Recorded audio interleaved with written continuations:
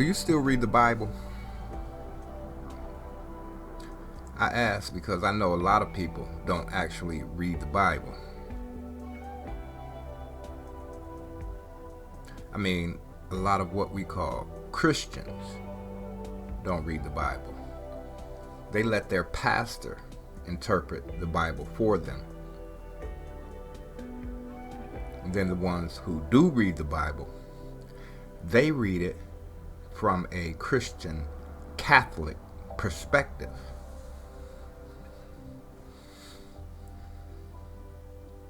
I say Catholic because even though Christians believe they are separate from Catholicism,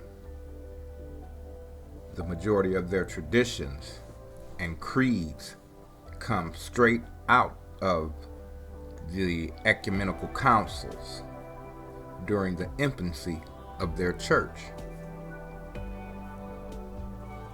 Their holidays, their Sunday worship, their stance on Yeshua, and the identity of the Hebrews all stem from their so-called church fathers after 325 AD. Even Islam can credit the Holy Roman Empire with some of their doctrine. That's an entire subject unto itself that I won't get into today. Today, I want to discuss the Bible in a new light. A new light to some, anyway. In fact, I'm going to do a series of discussions dealing with the Torah, but from a strictly layman's perspective, so we can get a better grasp of the text and a clearer understanding of the message. So sit back, get a bottle of water or some tea, and let's ride. I'm going to go in order. I'm going to go in the order the Torah was written, meaning I'm going to start in Genesis with the story of Adam and Eve, and that'll be one video, and so forth and so on. Now, the story of Adam and Eve deals with creation and man's relationship with the Most High. It's an amazing story when you understand the order and meaning of the Most High's creation.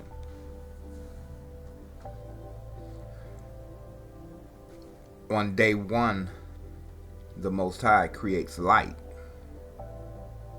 And that's very important when understood in context with the story.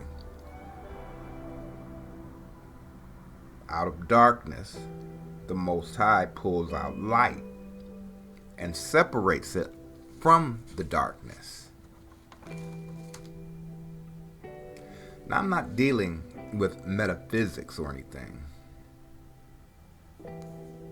but I do want to explain the significance of this act. Darkness is basically just the absence of light. This same darkness is where the mind operates, where thoughts originate. Once the thought manifests into the physical, it comes into the light.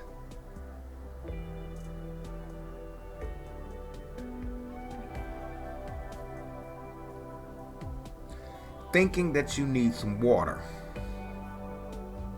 happens in the darkness of the mind. Getting up to get the water takes place in the light as a physical action that can be witnessed. So in that same way, the darkness represents the spiritual or the thought. And the light represents the physical or the action. This is why they use the light bulb to represent an idea. Once you come up with an idea from the darkness, you put it into action, or you bring it to light. So, the first day, the Most High created a dichotomy of physical and spiritual. Man was created on the sixth day, which correlates with science nicely. The Bible says man was created from the dust of the ground.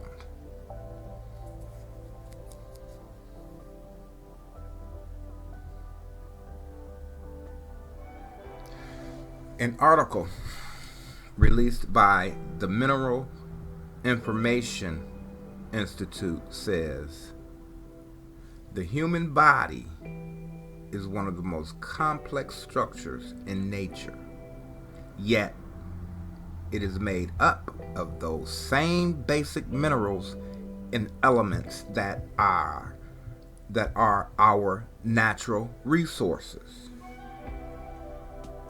So in layman's terms, we're made up from the same elements as the earth.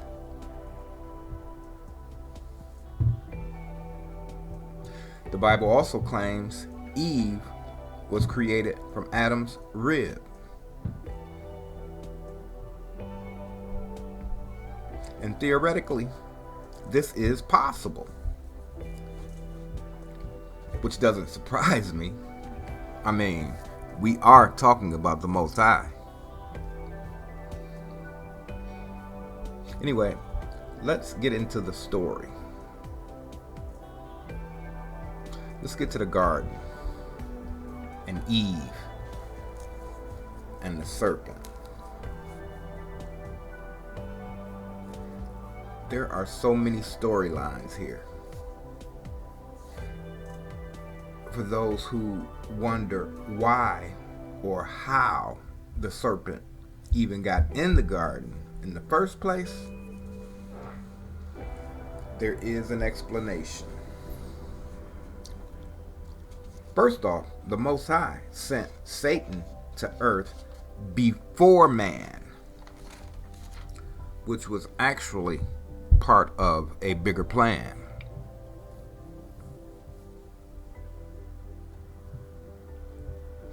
You see, secret societies at their root are Gnostic. Just follow me for a minute. The rulers of these secret societies today are actually the seed of Satan. And their doctrine reflects this.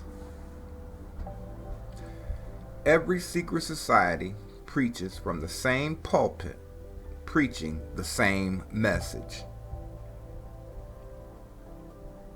In the garden, the serpent was actually the quote-unquote good God, freeing man from the Most High, who wanted to keep man in darkness.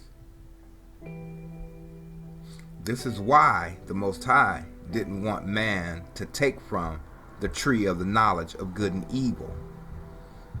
The Most High supposedly wanted man to be slaves.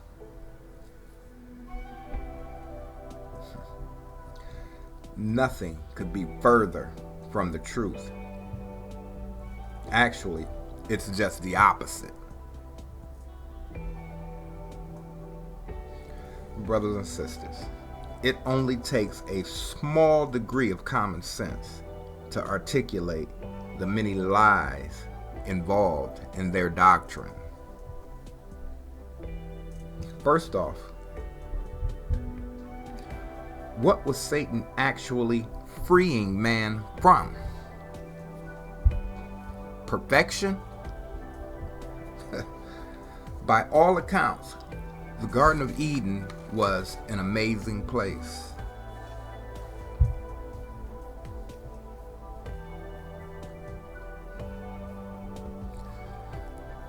Adam and Eve held dominion over everything on earth.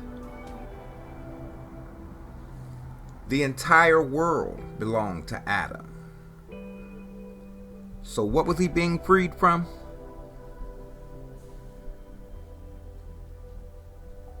I mean, he was actually walking with the Most High. What was he being freed from? And what lie did Satan use to entice Eve?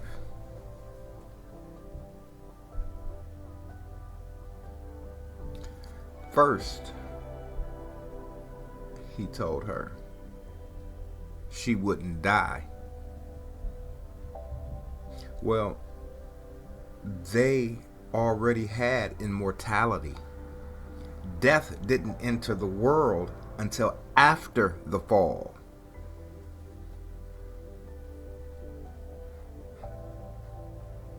Then he hit her with the biggest lie of all.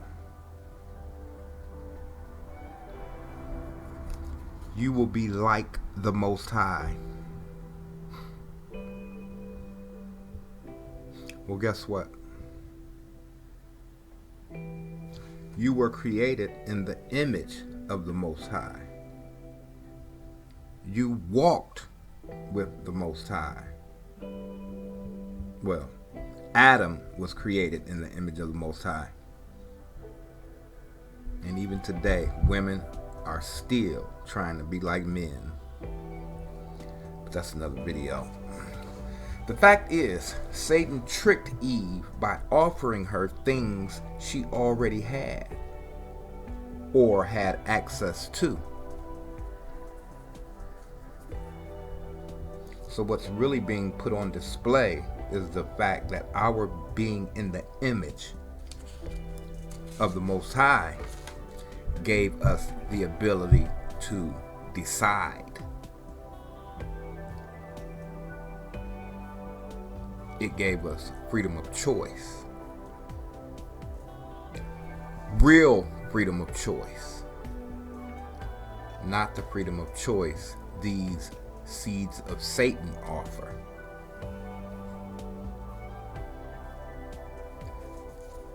So actually, the fall enslaved us.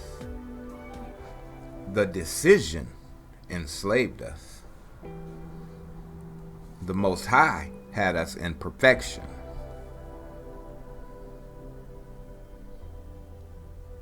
So the real story inside this particular scene is the fact that the Most High gave us 100% freedom of choice with no interference from anything other than our conscience, which is also a gift from the Most High.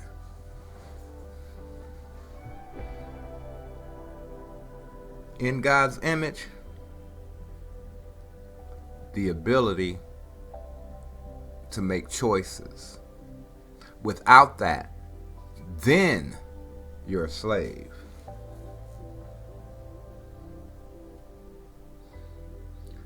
But the bottom line is, we blew it.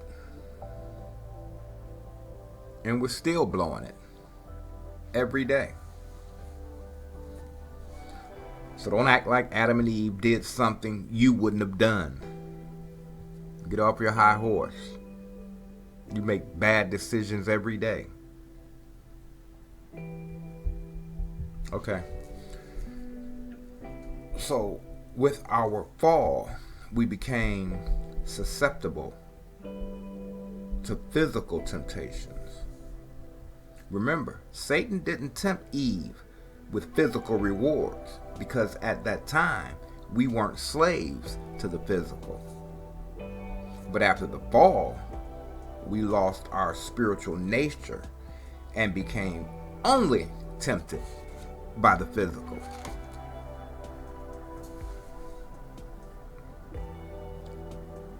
Did you know that prior to our fall, Satan couldn't be evil? Huh. There was no tool to use to be evil.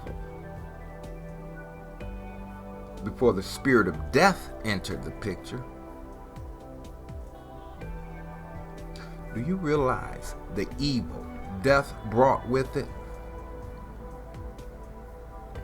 Death brought every opposite of life, or every evil for good. Envy, jealousy, greed, covetousness, lying, stealing, and of course murder were all ushered in with death.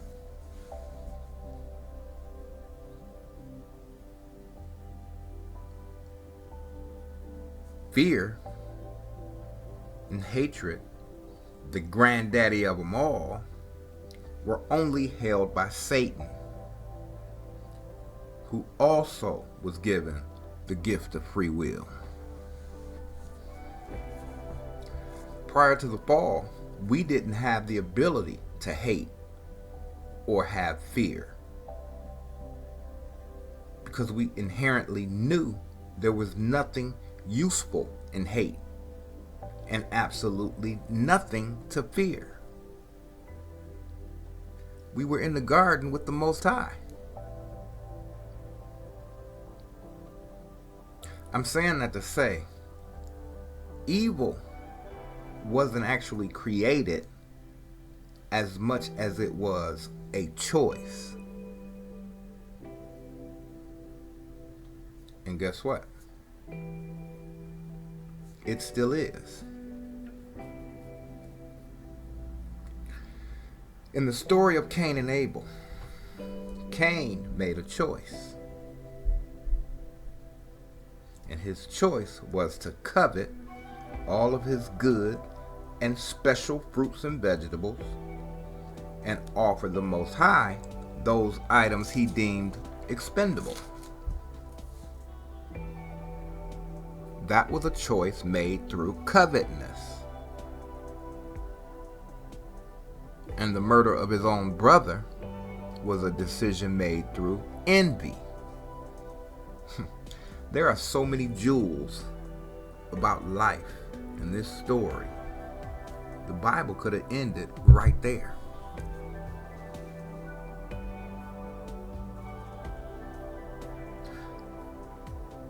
But I think what is really missed is Adam's failure to teach and get the Most High's message to his family. Same problems we're having today. I'm not letting Adam off the hook with that "it was Eve's fault" narrative. Not only didn't he explain the situation in a way that would have Eve laugh at Satan, he actually joined her. And this is why, to this day, a woman can persuade a man.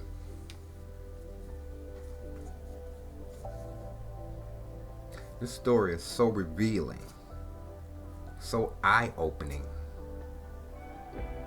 and easily shows us how we got where we are.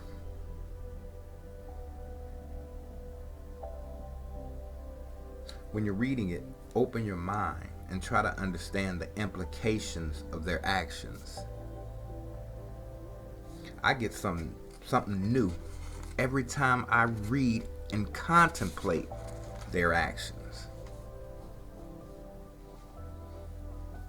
Read it again and put yourself in one of their roles. And just think what would be going on in your mind. Don't cheat because you know how it played out. Just imagine some of the decisions you make today.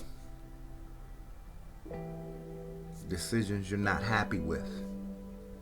And you'll get a better understanding of how the garden went down. how we went down. Peace.